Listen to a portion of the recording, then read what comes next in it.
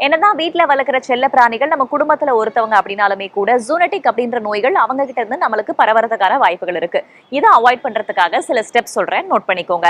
நம்மளோட வீட்டுல நாயோ பூனையோ அதற்குன்னு தனியா ஒரு இடத்தை ஒதுக்கிடுங்க. அங்கே தட்டு வைக்கிறது, தூங்குற இடம் அங்கே அப்படின்ற மாதிரி ஒரு சுகாதாரத்தை மெயின்டைன் பண்ணிக்கோங்க.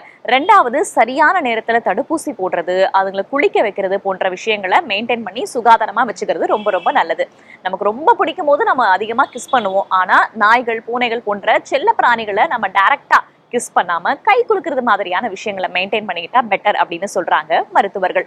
உங்க வீட்டுல மூச்சு திணறலாலேயோ அல்லது ஆஸ்துமானாலேயோ யாராவது பாதிக்கப்பட்டிருக்காங்க அப்படின்னா நாய், பூனை போன்றவற்றுடைய முடி உதிர்தல் இருக்கு இல்லையா, அதுல கொஞ்சம் கூடுதல் கவனம் எடுத்துக்கோங்க. இந்த மாதிரியான செல்ல பிராணிகளுடைய சிறுநீர்லையும் உமிழ்நீர்லையும் லெப்ரோஸ்பிரோசிஸ் அப்படின்ற பாக்டீரியா இருக்கிறதுக்கான வாய்ப்பு இருக்கு. ஸோ அதையும் கவனத்துல எடுத்துக்கோங்க.